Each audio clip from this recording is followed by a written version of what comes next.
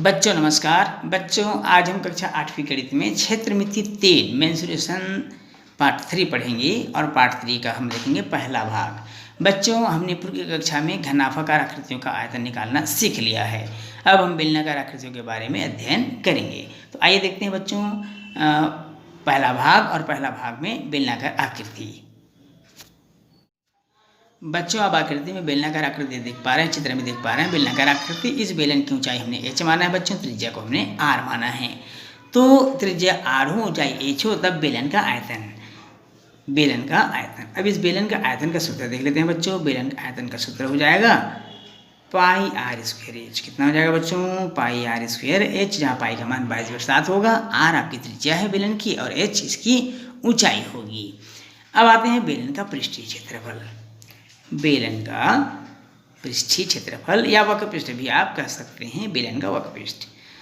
और इसका सूत्र होता है बच्चों 2 पाई आर एच, जहाँ पाई का मान 22/7, आर इसकी त्रिज्या और एच इसकी ऊंचाई होगी।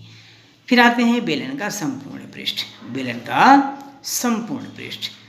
अब बेलन का संपूर्ण पृष्ठ क्या होता है? बेलन का संपूर्ण पृष्ठ का सूत्र हो जाएगा 2 पाई आर एच प्लस आर, अर्थात पाई का मान 22/7, आर यहाँ पर त्रिज्या है बच्चों, एच इसकी ऊंचाई होगी। इन्हीं सूत्रों की सहायता से हम कुछ प्रश्नों को हल करेंगे। तो चलिए देखते हैं बच्चों महत्वपूर्ण प्रश्न। और प्रश्न पहला, बेलन का आयतन ज्ञात कीजिए। बेलन का आयतन त्रिज्या है 12 सेंटीमीटर, ऊंचाई है 14 सेंटीमीटर। दूसरा प्रश्न है बच्चों त्रिज्या 2.8 सेंटीमीटर, ऊंचाई है 5 सेंटीमीटर। और तीसरा प्रश्न है व्यास 20 मीटर है और ऊंचाई 21 मीटर है। तो चलिए हम चलते हैं पहले प्रश्न की ओर। पहला प्रश्न में त्रिज्या दिया है 12 सेंटीमीटर, ऊंचाई दिया है 14 सेंटीमीटर। तो हमको निकालना क्या है बच्चों? बेलन का आयतन। सीधा सीधा हम बेलन के आयतन का सूत्र लगा देते हैं। बेलन का आयतन, ये पहले प्रश्न को हल कर रहे हैं बच्चों, जहाँ पर त्रिज्या 12 सेंटीमीटर दिया है, ऊंचाई 14 सेंटीमीटर दिया है। बेलन का आयतन का सूत्र होता है पाई आर स्क्वायर एच, जैसे कि आपको बताया गया।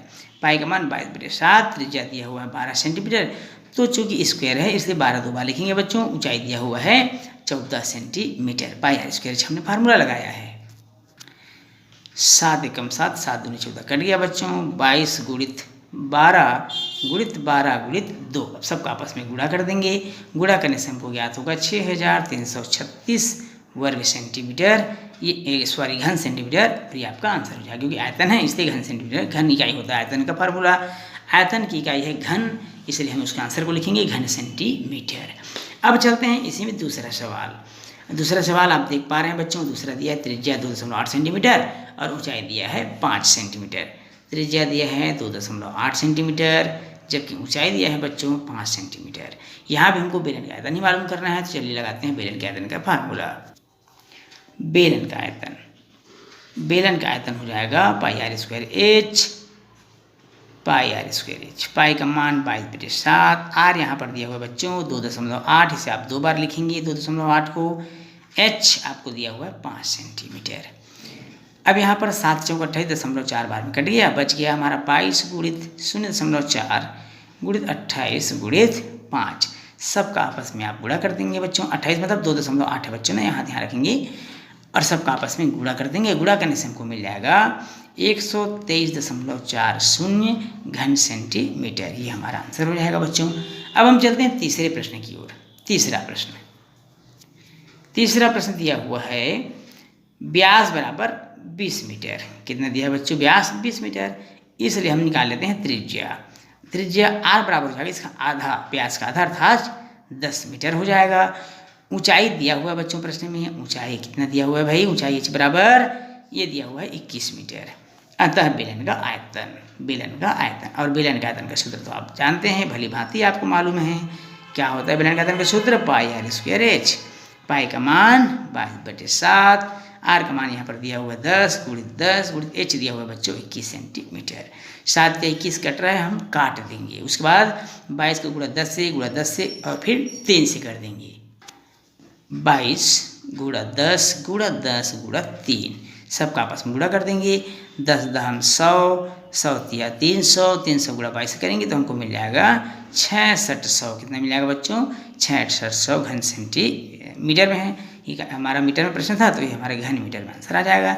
तो घन मीटर इसका आंसर हो जाएगा। तो इस तरह से हमने तीनों प्रश्नों का आंसर मालूम कर लिया है। चलिए देखते हैं बच्चों अगला प्रश्न। एक बेलन के आधार का क्षेत्रफल 1386 वर्ग सेंटीमीटर है। आधार का क्षेत्रफल, ध्यान देंगे बच्चों, आधार का क्षेत्रफल 1386 वर्ग सेंटीमीटर है। यदि उसकी ऊंचाई 15 सेंटीमीटर है, ऊंचाई कितना दिया हुआ है बच्चों, 15 सेंटीमीटर है, उसका आयतन कितना होगा।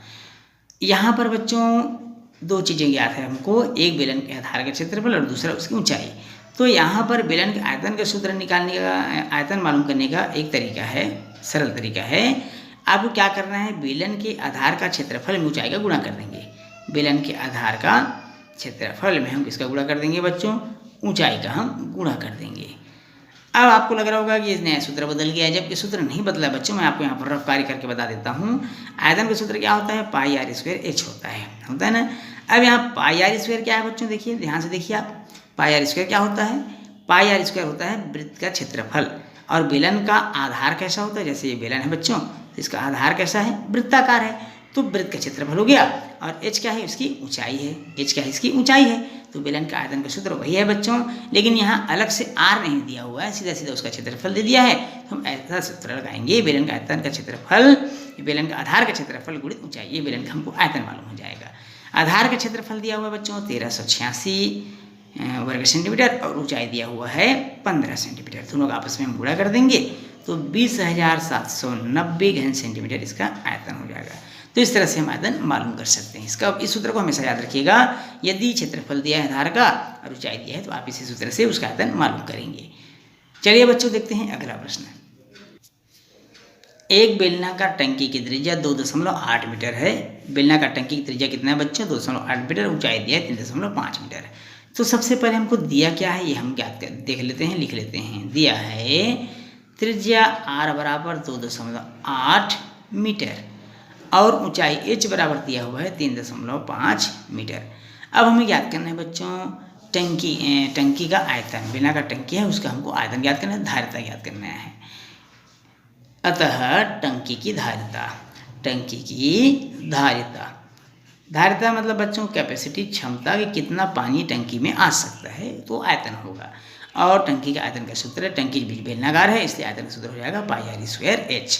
पाई का मान यहाँ पर हो जाएगा बच्चों 22/7, आर दिया हुआ है 2.8, इसको हम दो बार लिख लेंगे 2.8 × 2.8 क्योंकि स्क्वायर रहता है आर में, और एच दिया हुआ है 3.5 मीटर, 3.5 मीटर। आप चाहें तो इसको 7 से काट सकते हैं, 7 एकम 7, 7 चौक 28, 0.4 बार में कट जाएगा। 22 का गुणा 0.4 से, फिर गुणा 2.8 से, और उसके बाद हम गुणा कर देंगे 3.5 से, सबका आपस में गुणा कर देंगे तो ये हो जाएगा 86.24 घन सेंटीमीटर। इतनी पानी, इतना घन सेंटीमीटर पानी उस टंकी में आएगा, ये हमारा आंसर होगा। चलिए बच्चों देखते हैं अगला प्रश्न। किसी ठोस बेलन के आधार की त्रिज्या 5 सेंटीमीटर और ऊंचाई 21 सेंटीमीटर है। बेलन का पृष्ठ और संपूर्ण पृष्ठीय क्षेत्रफल ज्ञात कीजिए। यहाँ पर आधार की त्रिज्या अर्थात दिया है बच्चों r बराबर 5 सेंटीमीटर, कितना दिया हुआ है 5 सेंटीमीटर। ऊंचाई h दिया हुआ है 21 सेंटीमीटर, h बराबर दिया हुआ है बच्चों 21 सेंटीमीटर। अब बेलन का वक्रपृष्ठ और हमको संपूर्ण पृष्ठ मालूम करना है, इसलिए बेलन का वक्रपृष्ठ सबसे पहले हमको मालूम क्या करना है बच्चों, बेलन का वक्रपृष्ठ। और बेलन का वक्रपृष्ठ का सूत्र आप सबको मालूम है 2πrh। क्या होता है बच्चों 2πrh, 2 गुणित 22/7, r दिया हुआ है 5 सेंटीमीटर और h दिया हुआ है 21 सेंटीमीटर। 7 या 21 से कट जाएगा बच्चों, काट दीजिए। अब 2 गुणित 22 कर देंगे और उसके बाद गुणा कर देंगे 5 से, फिर आएगा 3 से, सबका आपस में गुणा कर देंगे बच्चों। गुणा करने से हमको प्राप्त होगा 660 वर्ग सेंटीमीटर। ये हो गया बेलन का वक्रपृष्ठ। अब हम चलते हैं बेलन का संपूर्ण पृष्ठ की ओर। बेलन का संपूर्ण पृष्ठ, बेलन का संपूर्ण पृष्ठ। और बेलन का संपूर्ण पृष्ठ का सूत्र क्या है बच्चों, आप सबको ज्ञात है 2πrh + r, ये उसका सूत्र है। 2 गुणित पाई का मान 22/7 हो जाएगा। r प्रश्न में दिया हुआ है, कितना दिया हुआ बच्चों 5 दिया हुआ है, h दिया हुआ है 21 सेंटीमीटर और r दिया है 5 सेंटीमीटर। अब यहाँ पर 2 का गुणा 22 से हो जाएगा, गुणा 5 से हो जाएगा, और 21 का 5 से जोड़ दीजिए बच्चों, 21 और 5 26 होता है। सब का आपस में गुणा करने के बाद हम 7 से क्या कर देंगे, भाग कर देंगे। सब का आपस में गुणा करने से हमको मिलेगा 5720। इसको हम 7 से भाग कर देंगे बच्चों। 7 से भाग करेंगे तो हमको प्राप्त होगा 817.14 वर्ग सेंटीमीटर। ये हो गया हमारा संपूर्ण पृष्ठ। तो इस तरह से हम इसको ज्ञात कर सकते हैं। बच्चों, इस प्रश्न के साथ ही आज का क्लास हमारा यहीं पर समाप्त होता है। बच्चों, वीडियो कैसा लगा? यदि वीडियो आपको अच्छा लगा हो तो वीडियो को लाइक और शेयर जरूर करिएगा। आपके कमेंट्स का हमेशा इंतजार रहेगा बच्चों। यदि आप चैनल में नए आए तो आप चैनल को सब्सक्राइब जरूर करिएगा। बच्चों, फिर मिलेंगे एक नए प्रश्न के साथ अगले भाग में। तब तक के लिए नमस्कार।